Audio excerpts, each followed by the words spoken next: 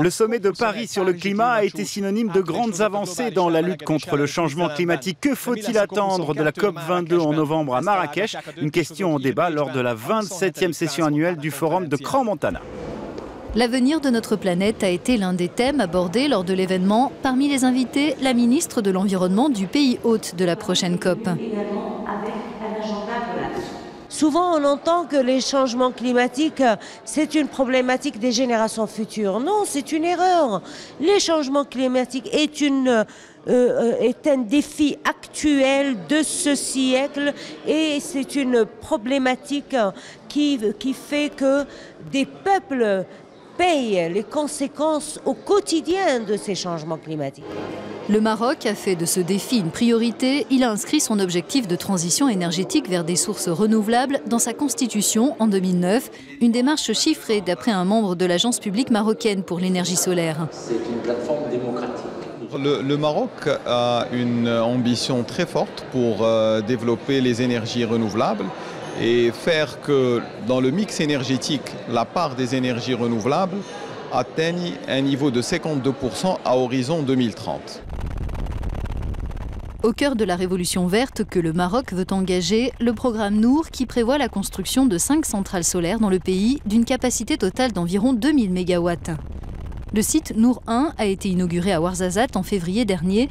Il présente la particularité de stocker la chaleur dans des sels fondus, ce qui permet de produire de l'électricité pendant 3 heures après le coucher du soleil. Un délai qui sera allongé à 7 heures dans la future centrale Nour 3. Le pays entend également miser sur l'éolien et l'hydroélectricité. Mais les autorités marocaines ne résument pas leurs initiatives à la construction de ces grandes infrastructures. C'est un effort énorme que fait un pays du Sud, faible émetteur de gaz à effet de serre, mais c'est aussi en parallèle que nous avons une politique d'efficacité énergétique avec une volonté d'atteindre 20% d'efficacité énergétique à l'horizon 2030. Dans l'industrie, dans le transport, dans le bâtiment, dans l'éclairage public, dans l'agriculture, tous ces secteurs sont concernés. En parallèle, pour être toujours cohérent, une politique pour réduire les subventions aux énergies fossiles. Ça se fait par étapes pour des raisons sociales, mais ça se fait. Le Maroc entend servir d'exemple lors de sa prochaine COP22 et inciter les nations à passer à l'action après la réussite du sommet de Paris. Nous voulons tout simplement switcher, changer de mode, passer du mode de négociation au mode de la réalisation et de l'action. Passer du mode de la réflexion au mode de la construction. Passer du débat, tout simplement, à l'action. Évidemment, la transition énergétique n'est pas que l'affaire des États. Les entreprises ont aussi un rôle à jouer et elles sont nombreuses à se développer sur ce marché. C'est le cas par exemple de la société turque Eco Énergie Renouvelable.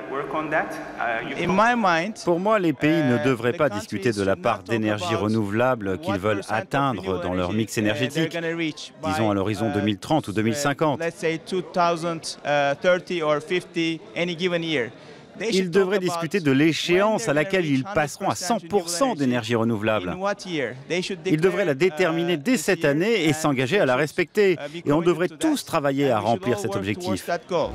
Nous saurons le 18 novembre, à la clôture de la COP22, si elle a transformé l'essai de la précédente.